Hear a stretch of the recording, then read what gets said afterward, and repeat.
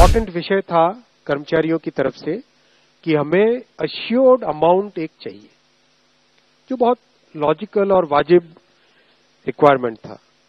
50% assured pension, ये इस UPS का सबसे पहला पिलर है।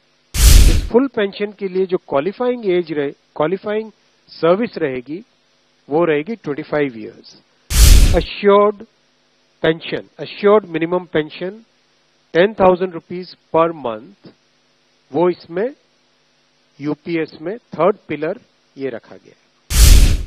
ऑप्शन रहेगा, कोई अगर एनपीएस में रहना चाहे तो एनपीएस में रह सकता है, यूपीएस में ऑप्ट करना चाहे which is naturally a very attractive scheme, तो उसमें ऑप्ट कर सकता है। आज प्रधानमंत्री श्री नरेंद्र मोदी जी की अध्यक्षता में यूनियन कैबिनेट ने यूनिफाइड पेंशन स्कीम को अप्रूव किया है, इसको अनुमोदित किया है और ये स्कीम अभी आने वाले समय में लागू होगी। इम्पोर्टेंट विषय था कर्मचारियों की तरफ से कि हमें अश्योर्ड अमाउंट एक चाहिए, जो बहुत लॉजिकल और वाजिब रिक्वायरमेंट था। तो इस डिमांड पे एक मेथोडिकल वे में काम करके और एक्चुअरियल साइंसेज, जो लोग आगे का भविष्य का रिक्वायरमेंट वगैरह कंप्यूट करने का एक तरीका होता है जिसको एक्चुअरियल साइंस बोलते हैं, उनके साथ मिलके कई तरह के फाइनेंशियल मॉडल्स को प्रोजेक्ट करके और सबके साथ मिलके एक सिस्टमेटिक तरीके से 50% अश्योर्ड पेंशन, ये इस यूपीएस का सबसे पहला पिलर है। इसकी डिटेलिंग देखनी चाहिए हमें। जो ये अमाउंट मिलेगा वो रिटायरमेंट से पहले के 12 महीनों की एवरेज बेसिक पे का 50% होगा। मैं रिपीट कर रहा हूं, अश्योर्ड पेंशन का जो अमाउंट है that will be the average of basic पे ऑफ 12 मंथ्स बिफोर सुपर एनुएशन, उसका 50% होगा। और इस फुल पेंशन के लिए जो क्वालिफाइंग सर्विस रहेगी वो रहेगी 25 इयर्स, यानी 25 वर्ष तक अगर किसी ने काम किया है, सेवा की है, तो उसको फुल पेंशन यानी जो ये अश्योर्ड पेंशन का अमाउंट है वो मिलेगा।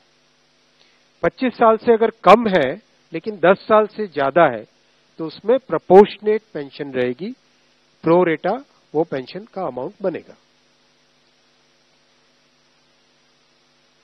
जो कभी किसी कर्मचारी की डेथ हो जाए तो फैमिली पेंशन एक बहुत बड़ा, स्पाउस के लिए ये बहुत बड़ी एम्प्लॉयज की एक रिक्वायरमेंट थी, डिमांड थी।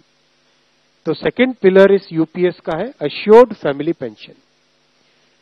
किसी भी कर्मचारी के डिमाइज से पहले, इमीडिएटली पहले जो पेंशन थी, अमाउंट था, उसका 60% मिलेगा एम्प्लॉय के, डिसीज्ड एम्प्लॉय के स्पाउस को। ये सेकंड पिलर है। थर्ड पिलर है अश्योर्ड मिनिमम पेंशन। कई बार देखा कि सर्विस कम होती है और कंट्रीब्यूशन जितना हुआ है उससे एक सफिशिएंट अमाउंट नहीं मिल पाता था, और ये अपने आप में एक बड़ा विषय था केंद्र सरकार के कर्मचारियों का और एनपीएस में जुड़े सभी कर्मचारियों का। इसीलिए एक minimum assured pension, assured minimum pension 10,000 rupees per month, वो इसमें यूपीएस में थर्ड पिलर ये रखा गया है। इसके साथ आगे वाले पॉइंट को जोड़ के करेंगे तो अगर डीएनएस रिलीफ यानी महंगाई से रिलेटेड रिलीफ जो मिलेगी तो वो आज की तारीख में होते होते करीब 15,000 रुपए पर मंथ हो जाती है, which is a substantial relief part of this entire pension system. Fourth pillar है इन्फ्लेशन के साथ इंडेक्सेशन। जैसे केंद्र सरकार के एम्प्लॉयज के लिए सैलरी में डीएनएस अलाउंस होता है, उसी पैटर्न पे जो इंडेक्स है, सेम इंडेक्स को यूज करके all India consumer price index for industrial workers, इसको यूज करके assured pension, assured family pension और अश्योर्ड मिनिमम पेंशन, इन तीनों के तीनों जो आपने पिछले पेज पे ये तीनों पिलर्स देखें, assured pension, assured family pension और अश्योर्ड मिनिमम पेंशन। इन तीनों के ऊपर इन्फ्लेशन इंडेक्सेशन डीएनएस रिलीफ के बेसिस पे मिलेगा। डीआर, डीए की जगह डीआर, डीएनएस रिलीफ। पांचवा पिलर है इस स्कीम का lump sum payment at superannuation in addition to gratuity. ये एक तरीके से बहुत ही इंपॉर्टेंट और बहुत ही बड़ी एक रिलीफ मिलेगी। जब सुपर एन्युएशन होता है तो उसके बाद में इंसान अपनी लाइफ को प्लानिंग जिस तरह से करना चाहिए तब कई बड़े खर्चे आते हैं, इसलिए ये लंप सम एक अमाउंट तय किया गया।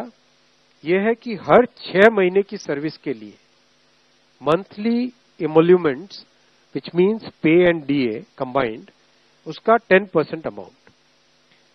तो ये एक अपने आप में सब्सटैंशियल एक अमाउंट रह जाएगा। जैसे मान लीजिए किसी का 30 इयर्स की सेवा है तो उसमें करीब करीब 6 महीने की सैलरी, सोमनाथन साहब दैट्स करेक्ट ना, करीब करीब 6, तो उसको 6 महीने की इमोल्यूमेंट्स जो उसकी रहेगी पे प्लस डीए मिला के वो एक लमसम अमाउंट की तरह मिलेगा।